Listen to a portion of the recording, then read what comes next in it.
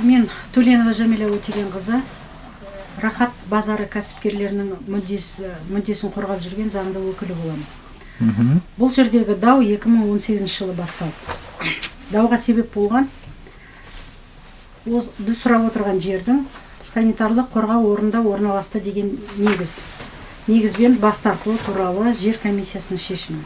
Бас тарту туралы шешімді қабылдап келген судья келесі біздің талабымызда, ол қазір бірінші сот сатысынан өтті. Осы істі талап арызымызды берген кезде өзі біздің істерімізден бас тарту туралы анықтамасын шығарды. Ұйғарымын шығарды. Не себебі екен айтылған? Себебі ТКМ мен Рахат кәсіпкерлері бұқаралық ақпарат жүйесі арқылы қысым көрсетіп, сот жүйесінің беделін түсірмейтін деген мақсатты алып отыр. Ондай негіз заңда көрсетілмеген. Егер де дауды шеше алмайтын болса, ол судья біздің сот жүйесінде ондай судьяға орын бар ма? Ол өз еркімен лауазымын тастап кету керек. Өйткені дау шешуге өзінің қауқарсыздығын көрсетіп отыр. Менің аты жөнім Көпірбаева Ләззат Тілеуқанқызы. Мен жаңағы мына рынок Рахаттың 250 жеке кәсіпкерлерінің атынан сөйлеп тұрмын.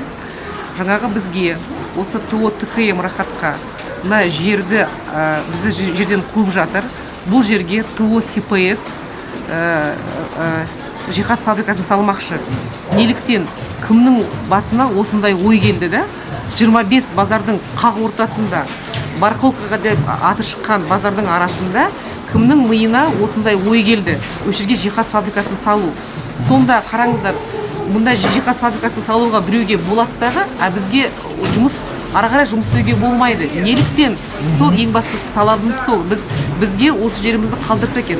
Біз осы жерде ары қарай жұмысымызды жалғастырсақ екен деген бірақ талап.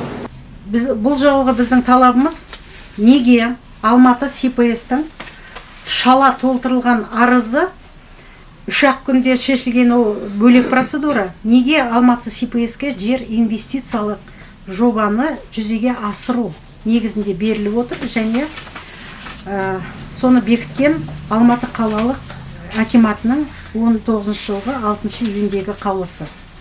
Өйткені инвестициялық жобаны бекіту Кәсіпкерлік кодексінің 282 бабына сәйкес ол аймақтық үйлестірулі кеңесінде қаралу керек. Оның орнына бұл жоба инвестициялық деп мынадай өрескел заң бұзушылықпен танылып отыр. Бұл жоба инвестициялық деп тек Әзірбаевтың қолымен, Әзірбаев әкімнің орынбасары қолымен, мөрімен, мұнда ешқандай дата көрсетілмеген, қай күні бекіткені жайлы күндері көрсетілмеген. Және қалалық жоспарлау урбанистика басқармасының басшысы Ахметжанов қол қойып отыр.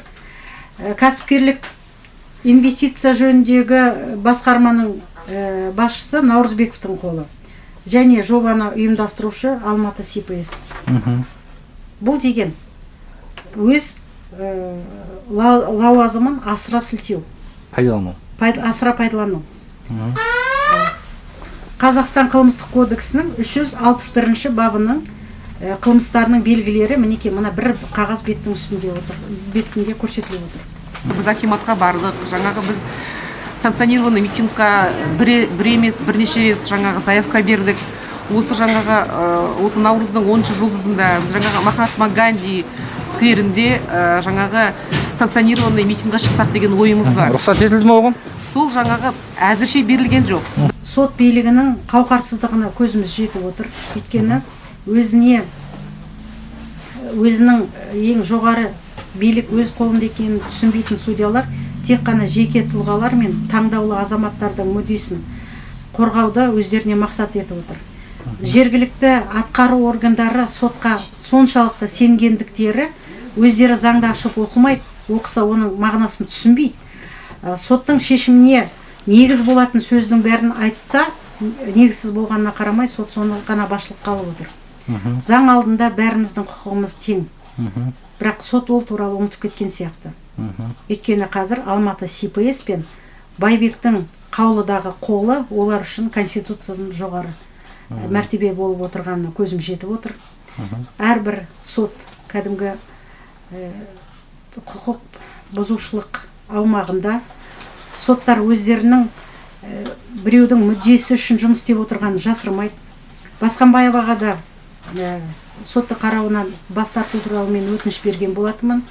Өйткені Алматы СПС-тің берген арызы заң талабынан стандартта көрсетілген қосымшаға сай келмегендіктен мен қойған сұраққа арыздарыңызға тіркелген құжаттардың көлемін атай аласыз ба деген сұраққа судьяның маған берген жауабы, Алматы СПС-тан бұрын судьяның берген жауабы, бәлкім сізге оны килограммын айту керек шығар деп. Әлі де шүкір деймін, қандай ақшада бергенін сұрап отырған жоқсыз ба деп сұрамағанына. Соған қарамастан оны төрағасы Ерзақов менің талабымды қанағаттандырусыз қалдырды. Басқанбаева өз шешімін қабылдады. Басқанбаеваның айтуы бойынша қазір осы жерге құқық беретін акиматтың қаулысы, орысша правоустанавливающий документ, ол нормативті құқықтық акт. Юстиция органдарында тіркелетін актыны жерді жалға алу келісім шарты түзілген сәтте күшін жойды деп отыр. Бұны заң факультетінің бірінші курсының студенттері де біледі. Өйткені юстицияда тіркелетін заңдар, олар екінші келісім шартпен өз күшін жоймайды. Егерде осындай қарапайым сұраққа жауап бере алмайтын болса, Басқанбаева да судьялардың қатарында болмау керек деп ойлаймын. Өз лауазымына сай емес соттар орын босату керек, өйткені әділдік өз шешімін табу керек. Бұл дауда кәсіпкерлердің мүддесі бір ғана Алматы СПС. Астанада отырып Алматының ортасында жиһаз фабрикасын салам деген фирманың бір еркелігі үшін босатып беріп отырып, осынша адамды далаға лақтырам деген Байбектің шешіміне бір тоқтам болу керек. Сондықтан ол тоқтамды жасай алатын қазір бізде тек еліміздің президенті. Президент пирамиданың шыңында отырған тұлға секілді астындағы адамдарға, ал біздерді қазір тіптен фундаменттен төмен лақтырып тастап отыр. Ол кісінің сөзі жетпейді. Әкімнің орынбасарының Әзірбаевтың жеке кездесуде айтқан сөзі бір бөлек. Басқарма заңгерлерінің сотта айтатын сөздері мүлдем бір бөлек. Сонда қалалық әкімнің орынбасары менен басқарма басшылары және заңгерлер өзара отырып бір мәселені талқылап шешімін айта алмайтыны олардың қауқарсыздығы. Олар баяғыда ұмытып кеткен мемлекеттік қызметке жалақыны алатын бюджеттен бөлінетін, ал бюджетті құрайтын осы отырған кәсіпкерлердің салықтары екенін, оның бәрі қаперден тыс қалып отыр. Халық пен биліктің арасындағы шыңырау өте терең. Ең наразылық тудыруға негіз болатыны, билік басындағылар халыққа қарай бетін бұрғысы келмейді. Олар өздерін тек қана қолындағы портфельменен, кресломен, тек таңдаулыларға ғана қызмет көрсетуіміз керек, ал халық бізге тек жалақыны көтеріп, жалақымен төлеп, еркелігімізді көтеру керек дейтін ұстанымда болатын сияқты. Бұның бәрі әрине біздің арамызда наразылық туғызады. Әлі де сот билігіне сенбеуге шарамыз жоқ болғандықтан жүгінеміз, түбі бір әділдікті осы даудың шешіміне негіз етіп аламыз деген сеніміміз бар.